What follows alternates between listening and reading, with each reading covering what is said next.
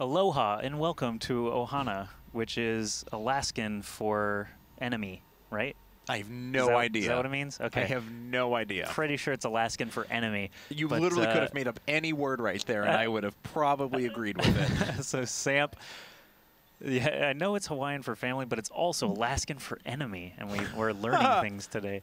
So Samp is the orange Zerg down here in the bottom right corner of this lovely beach map, and up in the top left corner we have our defending tactical Carnage player BobMoo trying to put a nice 3-0 lead for his team in this match. Oh, Kali-dokali. So we're going to see. Howdy-ho, neighbor. Howdy, neighbor. It's my favorite Flanders moment from Simpsons is the episode where the Simpsons family is putting together like a 10 million piece puzzle. It consumes their lives. They're like obsessed with getting it done. And finally, it's so big it has to be built in their backyard. And they get to the very end and they're missing one piece. And Flanders peeks over the fence and goes, "Howdy ho, neighbor. Looks like you're missing a piece."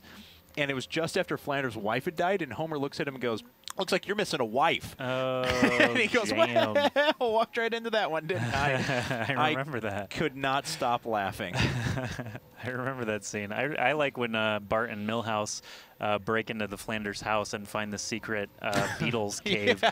That is just the greatest thing ever. He's got all this Beatles memorabilia and a yellow submarine down there and all that stuff. Oh, it's so funny. He drinks the old novelty like John Lemon soda. Yeah. And it's like he starts seeing colors and stuff. Oh, I love that so much. Anyway. Oh, Simpsons. Simpsons aside, I don't know why Kevin keeps derailing our wonderful StarCraft casts. It's because we've had 8 ZVZs in the past 6 games or something like that. That math does check out. And once again, we are starting with pool first for both players going into expansions afterwards, just at slightly different times. But everything pretty consistent so far for both our players. You know, I'm just thinking more about how Ohana is Hawaiian for family. And yeah. It's like no other state has like their own language. It's like, oh, y'all is South Carolinian for you guys. It's like, no, that's only Hawaii gets its own language because they were actually just out in the middle of the ocean. They were a country for hundreds of years. Yay! They had to have their own language. But yeah, I guess there probably is an Alaskan language. They just call it Inuit or whatever, you know, the locals were. And the language really hasn't carried on, probably. I don't know if you're looking for me to like provide insight. I'll just nod. I'm very interested in why the Hawaiian language has persisted and other local state languages haven't. It just seems interesting to me. I do not know.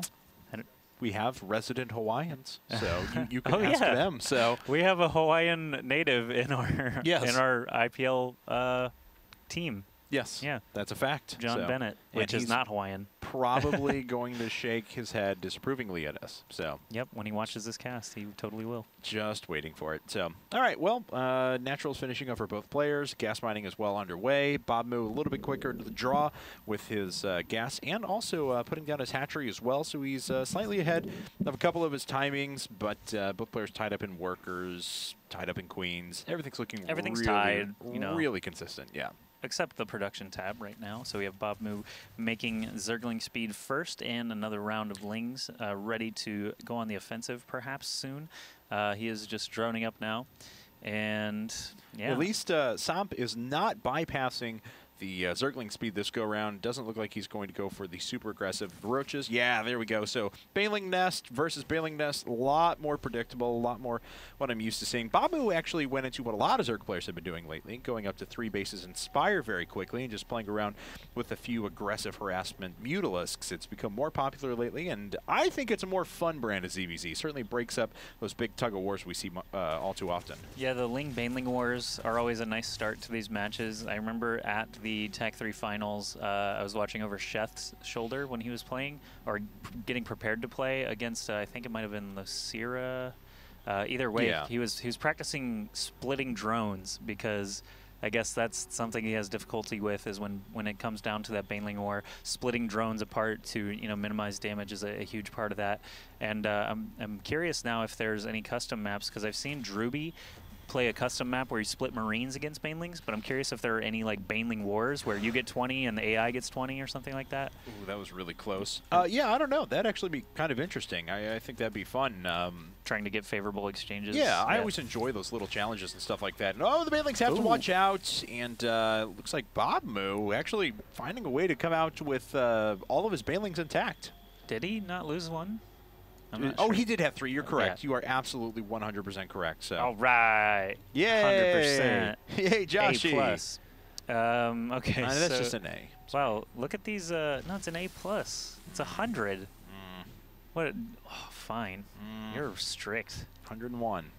It's an A+. If you want a plus, you have to beat the system. That's correct.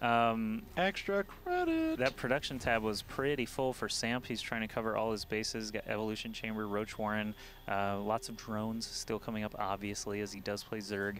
BobMoo still focusing on the Baneling game. It looks like he does have a couple of Roaches coming out now, but he still is the only one producing Banelings at this point.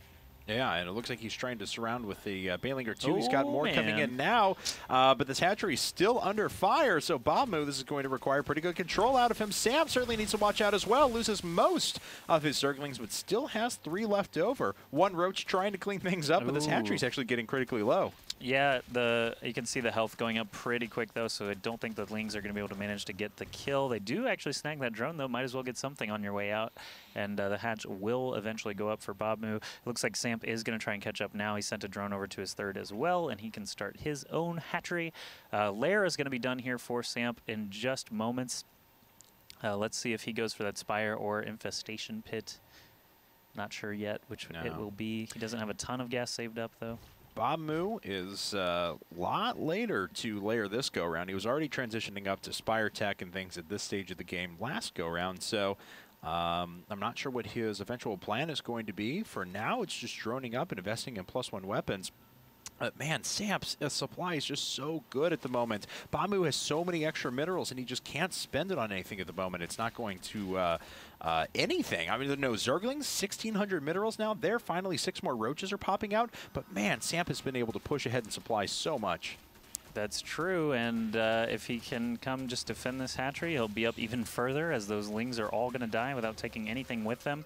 And Samp securing a 33 supply lead. Wow, that's actually substantial. I mean, BobMoo still doesn't have any fighting units in that production tab, and Samp has a whopping 8 Roaches getting prepped and ready to go. They've already got their Roach speed about halfway completed.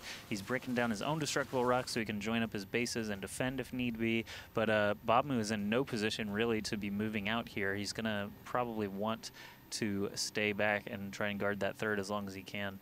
Trying to make another queen right now, and he is pretty even on workers with his opponent. Let's see where the upgrades are at. +2 weapons coming up for both guys, actually. I want to make sure that Carapace isn't done for any of them. No, it is not. So upgrades pretty consistent.